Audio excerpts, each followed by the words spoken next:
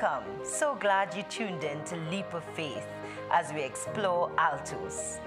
Taken from the Latin altus, meaning high, we feature top priority news stories. We join our editorial and digital teams at Camzel with trending stories from our local weekly Catholic newspaper, as well as Caribbean, Vatican, and global stories. Take the leap with us, hot off the press.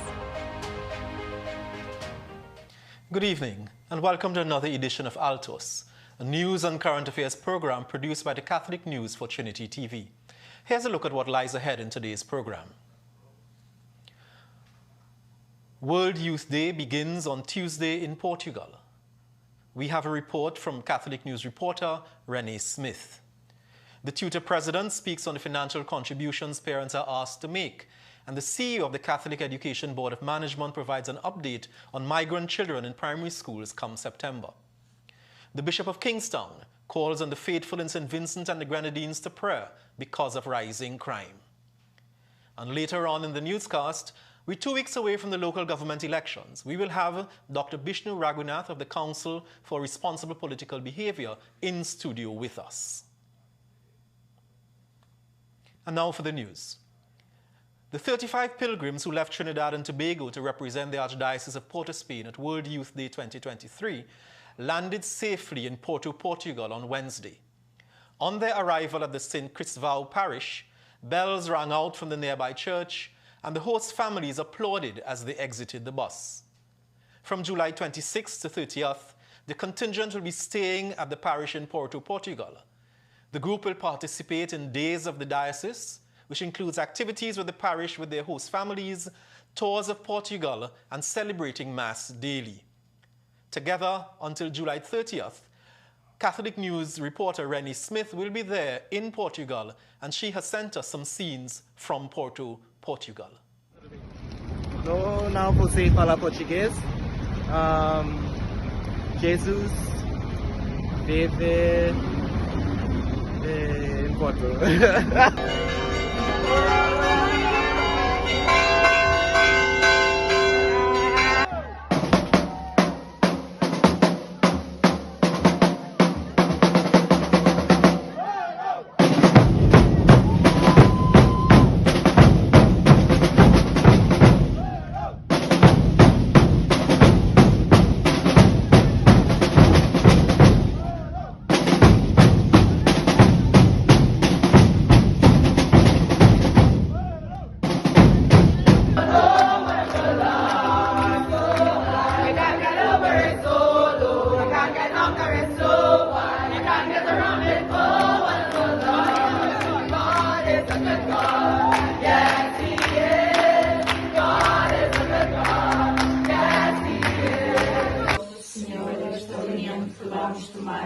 Que eu sirva para melhor servir e amar. Glória ao Pai, ao Filho e ao Espírito Santo, como era no princípio, agora e sempre. Amém. Prior to them leaving for Portugal, they journeyed to Holy Faith Convent in Couva, which was the venue last Saturday for World Youth Day Village. This on the eve of the pilgrims' departure for Lisbon. Reporter Rennie Smith has more for us.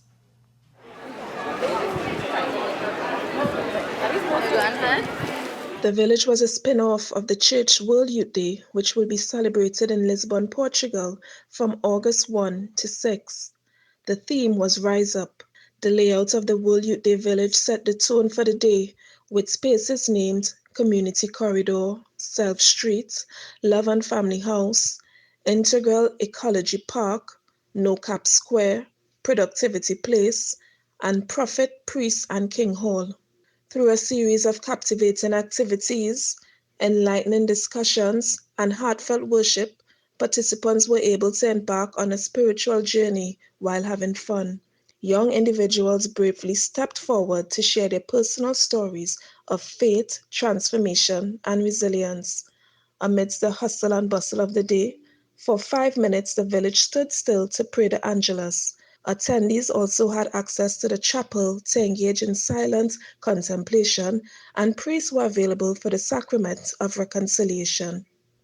The event came to a crescendo with an open-air mass and the commissioning of the local contingent who will participate in World Youth Day.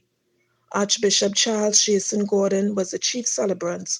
Father Mikhail Woodruff and Father Ken Sylvester concelebrated, while Deacon Andy Singh assisted.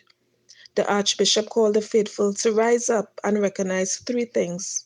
He also made a call for Catholic youth to do daily prayer, adoration, be charitable, and make the sacrament of reconciliation. At the end of the Mass, the Episcopal Delegate for Youth, Teresa Best Downs, gave thanks to the many individuals, groups, ministries, and sponsors that made the village possible. I'm Kaylan Jordan, reporting for Catholic News, Altos. If you find yourself in the mud, what you have to do? The local World Youth Day pilgrims were commissioned by the Archbishop and asked to shine the Trinbagonian flame brightly during their journey. Turning now to a story which we have been covering, President of the Trinidad and Tobago Unified Teachers Association, Martin Lumpkin, says tutor has no issue with the Education Ministry asking schools to refrain from asking for contributions from parents during registration of new students. But Lumpkin said schools also need to be adequately funded. That if the Ministry of Education would fund school adequately and in a timely manner, then this issue of asking for contributions from parents would not have arisen. Lumpkin said schools use the opportunity at registration of new students to ask for contributions from parents, but this does not prevent them from accepting the child. Parents cannot afford to make that contribution. We have never gotten any reports of any school denying that child the right to the education, but also not being victimized because of it as well. Lumpkin said schools use contributions from parents, such as those for report books and clubs like Sea Scouts. Denominational secondary schools have to pay, he said, for their own security, minor repairs, and upgrades. Staying with the schools, more than 2,000 student spaces have been identified across RC primary schools, the system for migrant children. This is to access an education in the new academic year. The Catholic Board of Education CEO Sharon Mangru, who is part of the education working group dealing with the transition of migrant children into the schools, said to Catholic News that of the 118 Catholic primary schools in the country, there is still a lot to be done. When the Prime Minister announced that the Catholic Church would take care of the education of migrant children, the Archbishop did approach the Ministers of National Security and the Ministry of Education to determine what the conditions would be for accepting the children into schools. Right after that, we started to prepare the children for entry into the schools. And we did a survey of our schools, determined which ones had spaces, not only spaces to be able to accept the migrant children, but where principals and teachers were willing to accept them and were willing to undergo.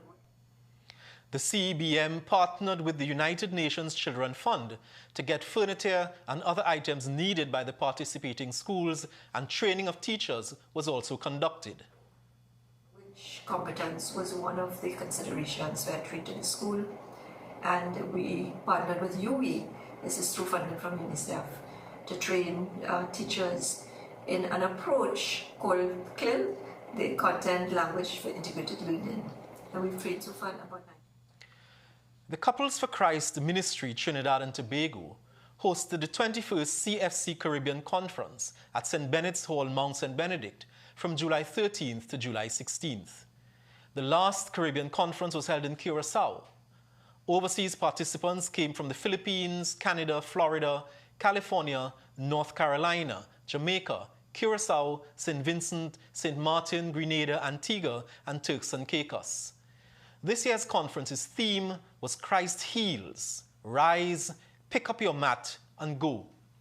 Archbishop Charles Jason Gordon was the chief celebrant at the opening Mass. Benedictine Abbot John Pereira and CFC Spiritual Director Archbishop Emeritus Robert Rivas were among the concelebrants.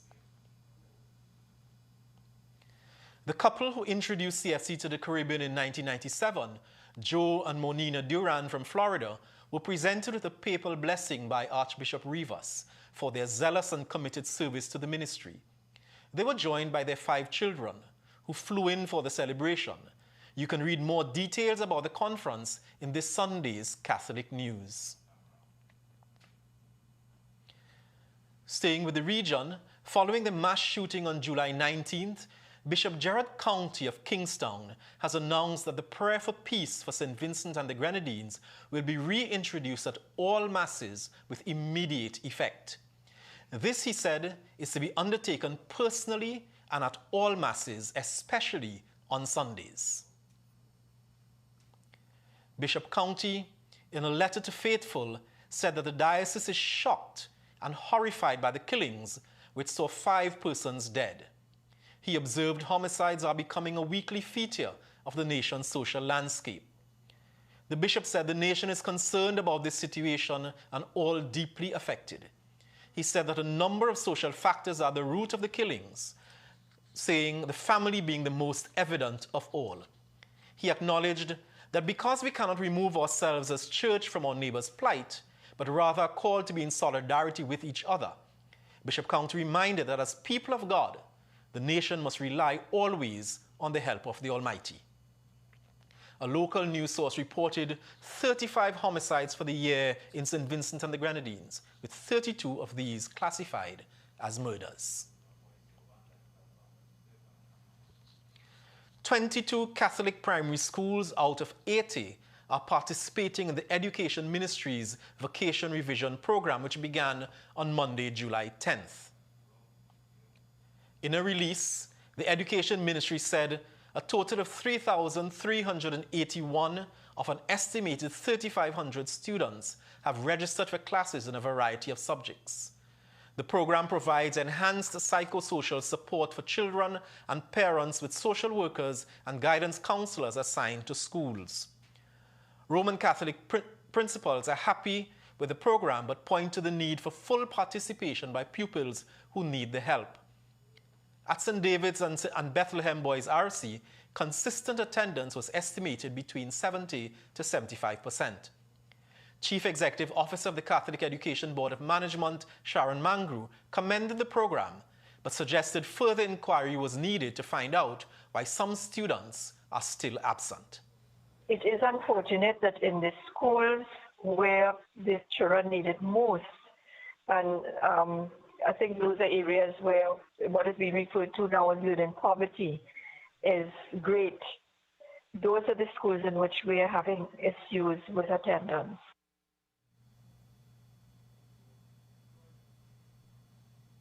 Education Minister Dr. Nian Gadsby-Dolly, commenting on the program, said the classes are well attended and stated, quote, "Some students from outside the 8A schools have shown interest in attending. Based on the report for this year, we will know if an expansion should be considered." Turning now to our school scene, we turn to one of the country's oldest secondary schools, St. Mary's College. Students at St. Mary's College launched a podcast series on July 26th called Rethink University, which examines whether young people in Trinidad and Tobago and the wider Caribbean still need a formal university education. This student-led initiative coincides with the school's 160th anniversary celebrations. Members of the CIC Film Studio with other interested students conceptualized, planned, filmed, edited, and marketed the podcast. Among those interviewed in the 5 episodes are distinguished alumnus Shaka Hislop, former national goalkeeper and soccer analyst, and the popular entertainer Rome.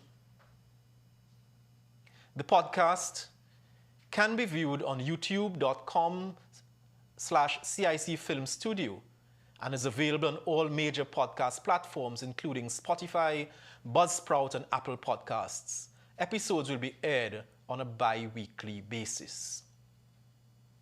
It's time now for our first break, and when we come back after this break, Dr. Bishnu Raghunath of the Council for Responsible Political Behavior joins us as we discuss the upcoming local government elections. That and more when we return, but first we take a short break, check out our trivia question.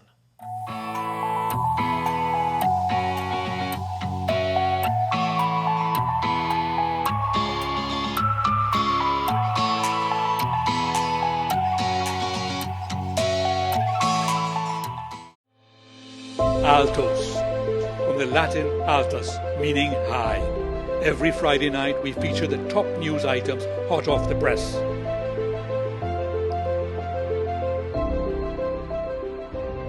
We are taking a leap of faith on Trinity TV. Jump in with us for this new and exciting experience.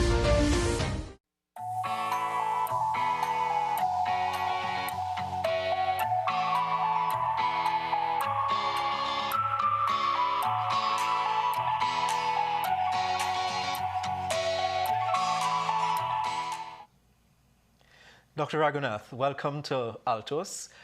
Tell us a little bit about this Council for Responsible Political Behavior. We know that it was a brainchild of former Archbishop Joseph Harris, but tell us a little bit about the roles and functions of the Council for Responsible Political Behavior. Okay, before I do that, let me go back a little bit. The Archbishop Harris, as well as several other civil society organizations, came together and drafted a code.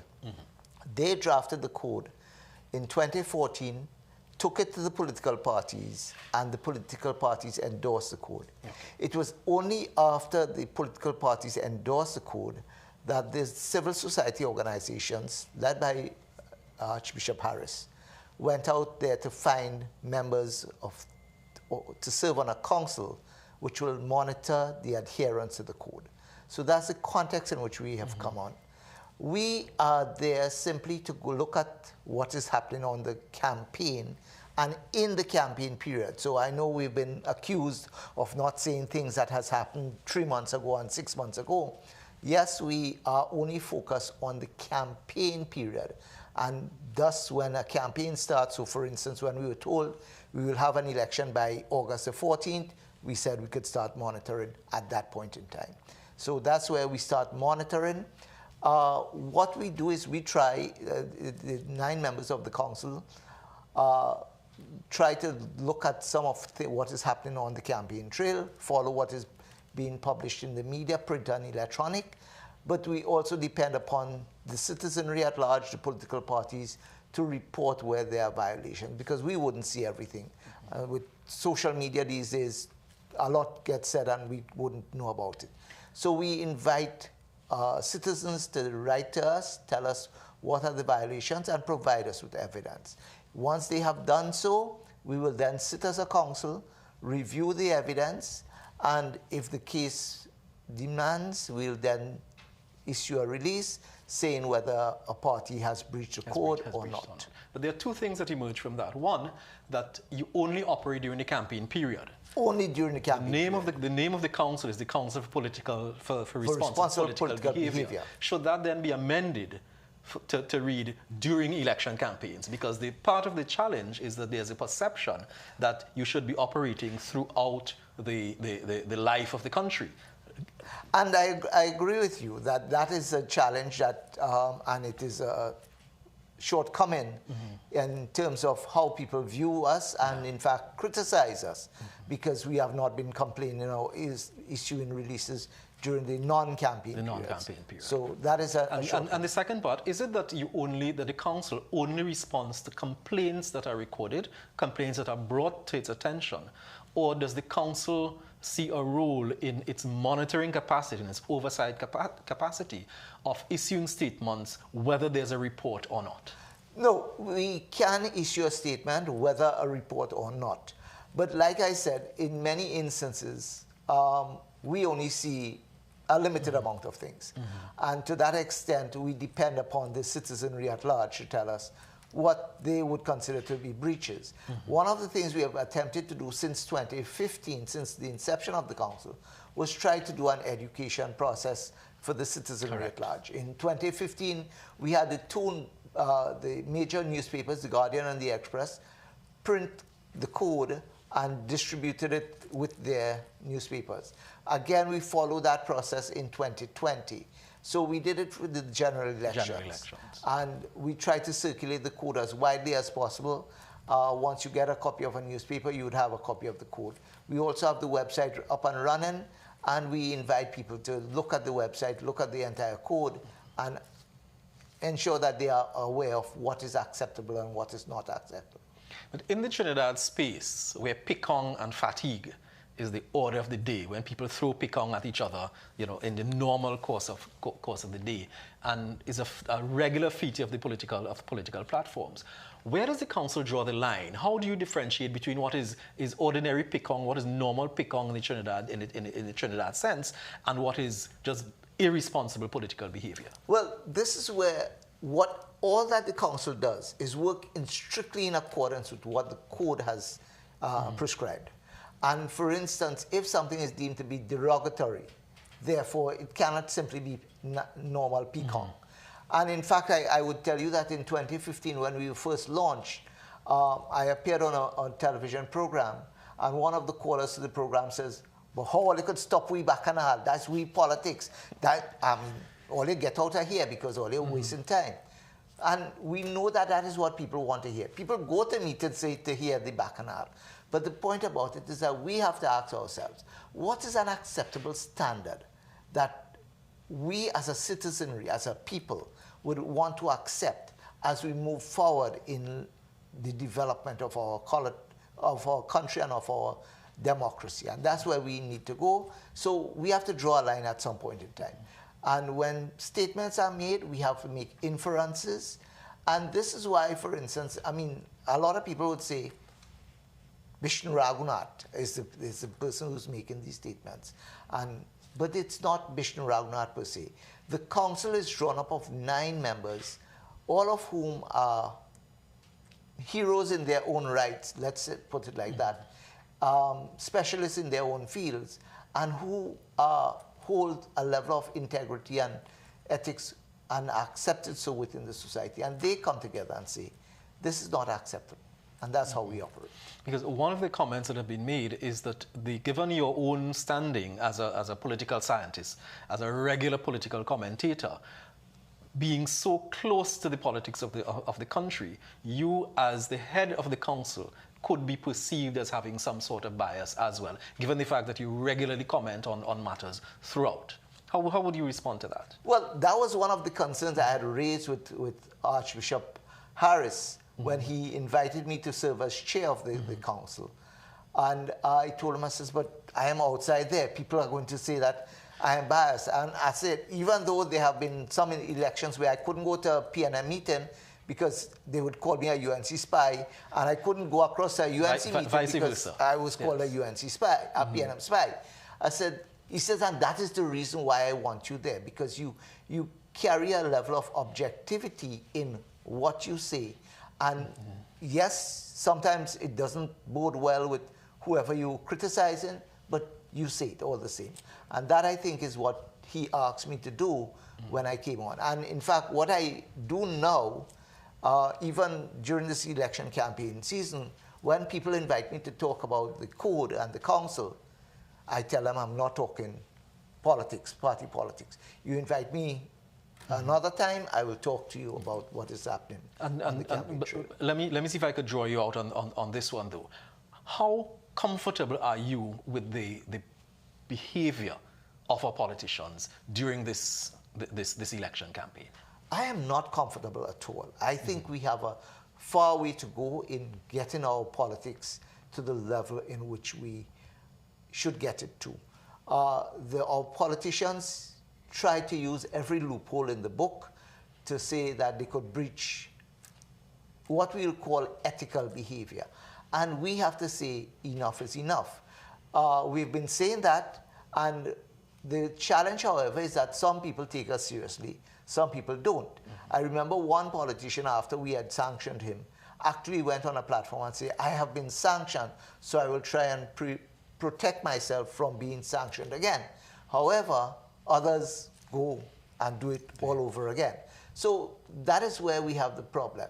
Some political parties, I mean, I have no fear in saying it, some political parties, their leadership have said, we're not signing, we're not endorsing our code, for whatever reason. We, however, say when we start a campaign, we invite everybody to be part and parcel of it, and even if you don't want to come and endorse it, we're still going to assess you as being part and parcel, because this is not about you and your party. This is about the development of our democracy in Trinidad and Tobago. And the major parties, the PNM, the UNC, the NTA, the PP, those are the ones you're hearing a lot about in the election now. Have they signed on to this code? Okay, so if we go way back to 2014, the PNM, the UNC, the ILP, the COP, and the MSG, they were the initial signatories. Between 2015 and 2021, I go all the way up to 2021 because we did Tobago House of Assembly elections, we have a lot of other parties came on and voluntarily signed the code. Not all of them, however, are signatories. So, and again, I am a little bit confused as to whether we could say somebody is a signatory or not, because they might be in one party today and tomorrow in another party. So we have had that challenge. The fluidity of the politics. We have had that challenge. We have that party with one of the parties contesting the election, this election, where the people who would have signed on in 2021 are no longer part of that party. However, where they remain within the party, we say the party is a signatory. But in answer to your direct question, not all of those parties that you call are signatories to the code, even though they are operating outside there, and even though some of them have submitted complaints to the council, and we have dealt with it. Tell us, Dr. Raghunath, how do people make a complaint to the council? Many people would, we have an email address, info@politicalethicst.org. We invite them to go that way. Many of them, however, either have telephone numbers, WhatsApp messages, email contacts. I mean, my email contact is outside there. Everybody knows me at UE and my email contact. So people send in all sorts of ways. Until this morning, we had people complaining, sending in complaints, so we're going to deal with them at our next sitting. At our next sitting. Dr. Raghunath, it's been a pleasure chatting with you on Altos. I'm sure that over the course of time and as the elections continue, and we do have some coming up, we'll be in touch with you to get your views on more matters as we go along. It has been my pleasure. It has been my pleasure. Good morning. We thank Dr. Raghunath for his intervention this morning. And we turn now, as we continue our program, we turn now to our clergy anniversaries. One clergy anniversary we have for the coming week is Father Kenneth Vera. Father Vera celebrates the 5th anniversary of his ordination to the priesthood. Father Ken was ordained on August 4th, 2018, and we offer our sincerest congratulations to Father Ken on this 5th anniversary. In our parish life, in our segment on parish life, Catholicism is thriving in the parish of Tunapuna. On June 12th, 49 young adults, 12 of whom were migrants, received the sacrament of confirmation at the St. Charles Borromeo RC Church. There were early challenges for these candidates as the sessions began during the COVID-19 pandemic. With perseverance, though, they completed the 2 years and entered the church to a welcoming assembly. In his homily, Chief Celebrant Archbishop Charles Jason Gordon explained that their souls are now marked for God, and as members of Christ's body, the wind and storms will come, but they will not be shaken because they belong to Jesus. Parish priest Monsignor Esau Joseph concelebrated, while Deacon Terence Caesar assisted. Earlier in the month, on June 8th, at the Corpus Christi celebrations, 69 candidates received their first Holy Communion. And as we look ahead to the Catholic news, what's happening in the Catholic news now, we have the editor of the Catholic News, Raymond Sims, telling us a little bit more about what will happen in Catholic news, or what you can expect in Catholic news this week. In this week's issue of the Catholic News, on the cover, there's Daniel Francis, a life coach and author. You can read more about him in our God at Work business supplement themed focusing on our future, our youth. On page 8, there's the Holy Land Pilgrimage. A 3-part series begins. On page 13, for children, Camp Adventureland begins. And on page 5, more on the World Youth Day Village. This is Raymond Sims, your editor. As we close, we give you an insight into some of the events happening. The Bethesda for Persons with Disabilities have their annual respite camp beginning on July 29th and running until August 4th at the Holy Faith Convent, Couva, my apologies. And lots of activities taking place. There are lots of volunteers, there are lots of activities that all aimed at bringing the persons with disabilities community together to celebrate, to enjoy their own lives, and to understand, and for us to understand more what inclusivity and diversity means. Until next week then, this is Neil Parsonal signing off and saying, remember, God loves you, and so do we.